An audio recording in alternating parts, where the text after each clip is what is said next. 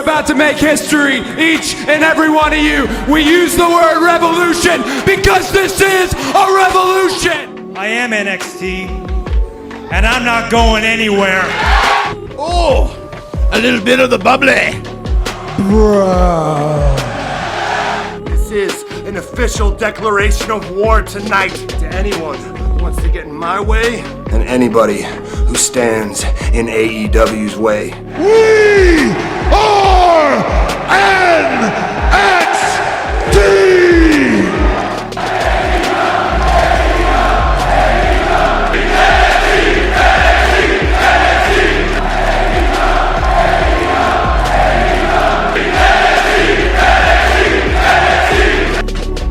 This is what you call a paradigm shift.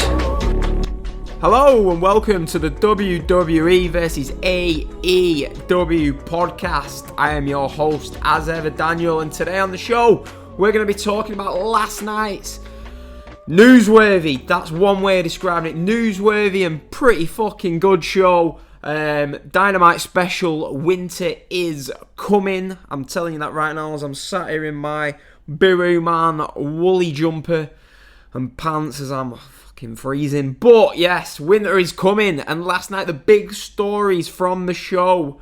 Kenny Omega dethrones Jon Moxley after almost 10 months of Moxley being AEW World Champion. Omega won the title with help from Impact Wrestling's Don Callis, and as we found out as the show went off air, we can find out reaction from this Tuesday on Impact, as it is basically official that AEW and Impact Wrestling have a partnership going forward. Huge news, huge news. Everyone wanted New Japan, maybe that'll still happen, but for now, AEW are partnered by the looks of it with Impact. They're definitely having a working relationship, but the big news didn't stop there as Sting. You all remember Sting? The man who Seth Rollins looked to basically retire. Legit. And Sting has signed a multi-year contract with All Elite Wrestling. This is a full-time contract. At the time of recording, we're not sure if that's going to include in-ring appearances, because as I said, basically his match at Night of Champions, was it Night of Champions? 2015 against Seth Rollins, where Seth Rollins hit him with that buckle bomb and ended his career for real. We've not seen Sting wrestle since then, over 5 years ago. But, as someone said to me before, would they actually have signed Sting if he wasn't allowed to wrestle? I think they probably would have done, because obviously Sting is an iconic name in wrestling that's going to draw more viewers. It could be a manager. They're not afraid of hiring. I'd say we might as well get into this Sting thing now. Sting is 61 years old. Do you know what I mean? So he's not 61 years old. He was forced to retire 5 years ago. So the question is he actually going to be able to wrestle? I mean, at 61, I mean, Jerry Lawler's still going at 71. But I don't see why not. As long as he's medically cleared, then hopefully we do see Sting wrestle for AEW. But we'll get into all of this coming up. We're going to start, but I might as well just carry on with the Sting talk. So basically what it was Darby and Cody Rhodes versus Will Hobbs, and Powerhouse Hobbs as he's called now, and Ricky Starks in a tag team match. Darby Allin pinned Ricky Starks. Bit of a curious decision, but then Team Taz issue a beatdown on Darby and Cody, and then we get the Winter is Coming video package on the Tron after the lights go out. Great introduction for Sting, and out walks Sting. What little crowd were in the building were going crazy. It felt like a huge moment as all the sleet is falling behind in that excellent Winter is Coming graphic. Sting comes out, he stares down Arn Anderson, stares down Dusty Rhodes, stares down Cody Rhodes, as commentators basically say that Sting is Cody's icon, and then stares down what could be his grandson, Darby Allin. So yeah, great debut for Sting, and I mean the matches. It's tough, innit? But you want, if Sting's gonna have a match or two, you want it in front of a crowd. Like the thing that springs to mind, obviously you're gonna be looking at what Sting versus Cody down the road. You can't really see Cody being in the same company as Sting if he's not. Do you know what I mean? Cody, this is a dream match for Cody. So I can fully see us getting maybe a tag team match, probably Sting, Cody. That's if he can wrestle. But say we're dream booking here. Sting, Cody, Darby Allin versus Team Taz, maybe at that Beach Bash or whatever in January, maybe at Revolution. And then when crowds come back, maybe even not, you can have Sting versus a heel Cody. Get loads of interference, but I don't know. I think the standout, obvious dream match that you've got here, but please wait until fans are back. You need the fans for this. Sting versus Jericho. They've got to do it. They've got to do it. Imagine that Sting versus Jericho in front of 15,000 people. You've got Inner Circle interfering. You've got Cody and his lot, do you know what I mean, interfering if they're still like on the same side as Sting. Darby interfering. You can just see him doing that, pretty similar to Sting versus Triple H at WrestleMania 31, which I was there live for that, and that was. I'm not sure if it came across as well on TV, but live, that was an amazing spectacle to witness. But yeah, so it's exciting. Sting is going to flip it next week. We've got Sting on Wednesday talking about signing for AEW. We've got Kenny Omega on Impact on Tuesday. I'm going to have to figure out how the hell in the UK we watch Impact Wrestling. It's been that long. Suppose we can download it from somewhere. But yes, quite a lot to come. Exciting times ahead. Who would you like seeing Sting to face? Tweet me, let me know who you'd like to see Sting face. Maybe I'm not thinking of someone. Can't really see them having a Sting Omega or a Sting Moxley, but who knows? I'm trying to think who you could do him with. God knows, the options are endless, but I don't think you're going to see many matches, if any at all. But still, Sting signing for AEW. I bet Vince. I wish I could see Vince's face. I mean, he's been too busy keeping. Do you know what I mean? It's all about stopping Chad Gable leaving WWE. Do you know what I mean? Never mind Sting. I'm shocked they didn't get him to one of these Legends deals. But yeah, all the old timers are coming back, aren't they? Bret Hart was out with that AEW World title back at Double or Nothing the other year. You've now got Sting, Tony Schiavone. It's like a big TNT reunion. Let me just have a sip of this coffee.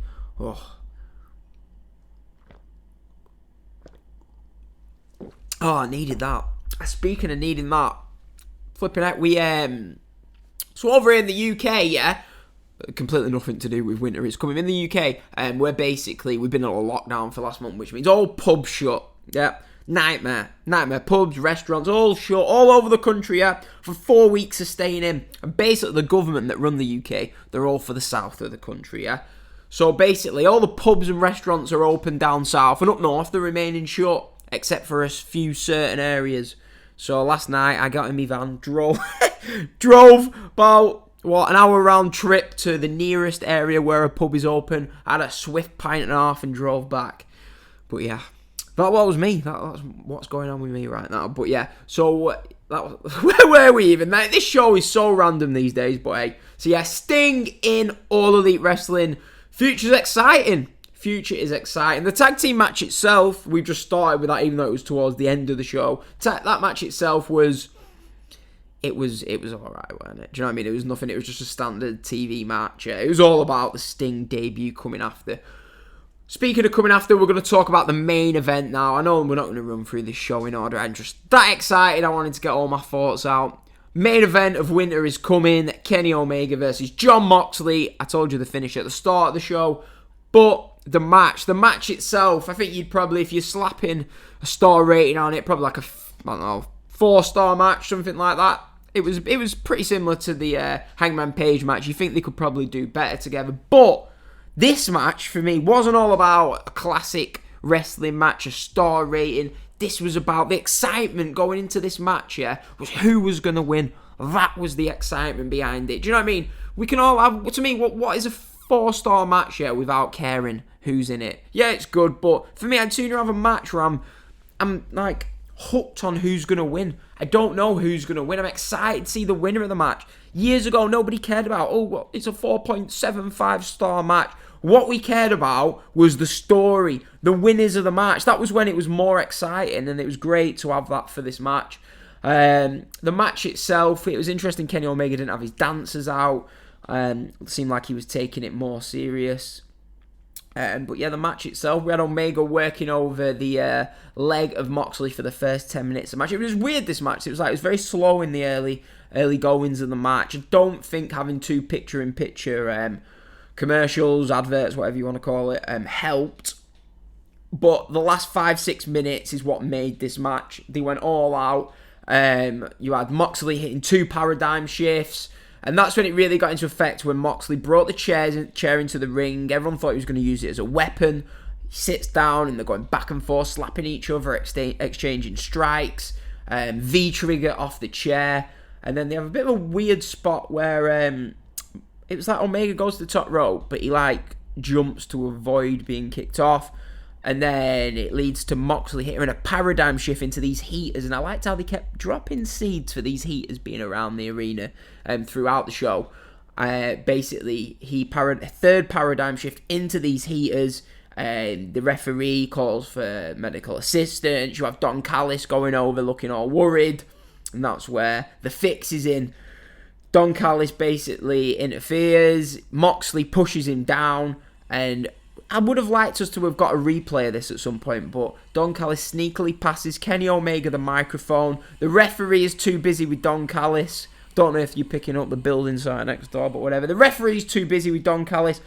And Omega, that dirty heel who said this needs to be a pure wrestling match, none of that garbage wrestling that you're used to, smashes Moxley with the microphone. Moxley goes down. Nice little blade job. And yeah, we get 3 of the most brutal V-triggers you're ever going to see. 1 winged angel, the move that nobody kicks out of. 1, 2, 3. Finally, after, 2 years of the company, Kenny Omega is your AEW World Champion. The builders next door are excited about it. I'm excited about it. We needed a change. And we had 10 months of Jon Moxley as champion. Not that they were that bad. But I just feel like it freshened up the show having heel Kenny Omega going forward. But that wasn't the end of it, because soon as Omega wins, him and Don Callis get out of Dodge. They walk past Tony Khan, who, we only see him quickly for a second. He's supposed to be fuming. All the wrestlers are backstage looking fuming. And as they get into the taxi, Don Callis tells, what's he called, that useless commentator? Alex Marvez, sorry Alex. Alex Marvez asks him a question. What just happened? Don Callis says, find out on Tuesday. Marvez is like, Dynamite's on Wednesday. He goes, yeah, I know. Find out. Impact Wrestling on Tuesday. Kenny Omega is live at Impact as the show goes off air. What an ending to Winter is coming. What an ending. So there it is. You've got the Impact. The AEW World Champion is on TNA on Tuesday night. So yeah, this is huge. What a huge Sting coming into AEW. We've got Omega winning the title, and we've got AEW partnership with TNA Impact Wrestling going forward. Not many people would have seen that coming, but yeah, it's weird actually. The night of Full Gear, I messaged my mate saying, Don Callis is wasted. I wish they'd get him. And then he showed up on commentary, and now looks like he could even be a permanent fixture, as it looks like he might be managing him going forward. But yeah, wow.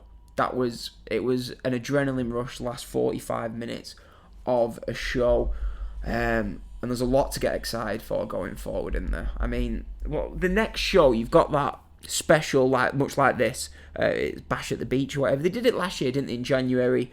I think it's a different name this year, but yeah, so I don't know. You've got Revolutions in 3 months. I mean, you're probably thinking they're going to hold off Moxley Omega 2 for that pay-per-view. You'd think Moxley basically got screwed, so it's only fair he gets a rematch. I know they don't like doing multiple matches in feuds, but I think Moxley Omega, this is perfect. Have it blown off at Revolution. And yeah, I'm all for that. Moxley Omega has to be a main event for Revolution. I questioned doing the match early, but AEW definitely proved me wrong and got it right having this match now. They've got a proper story going into it. I don't know if you do Bucks versus Revival, FTR, sorry, at Revolution. I'd hold that off till Double or Nothing, me. I really think the second match between those two should be in front of an arena full of fans. And then other matches, maybe Sting, Cody, and Darby Allin versus Team Taz. I'm not sure if they're going to be able to hold off Thunder Rosa versus Britt Baker until Revolution, so expect to see that at Bash at the Beach. But yeah, exciting times coming for AEW. You know, that's what you want. December's usually a bit of a dead period for wrestling companies, but here there's a lot to be excited about going forward. Other things on the show. We had the Battle Royal for the Dynamite Diamond Ring, whatever it's called, that thing that MJF's had for about a year. I'm not a big fan of Battle Royals. That was an okay match. I wasn't really a fan of Matt Hardy eliminated Hangman Page, but it looks like they're teaming Hangman Page with the Dark Order. Tell you what was an interesting note in that. Did you see the reaction when John Silver got eliminated? That crowd was pissed off.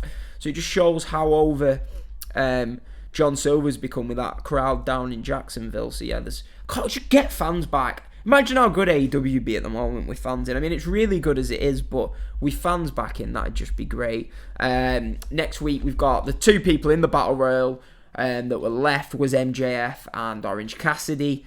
They love that spot, don't they, where someone's outside the ring, he'd not been eliminated. And that was Orange Cassidy. Orange Cassidy desperately needs fans back more than anyone. But MJF versus Orange Cassidy next week.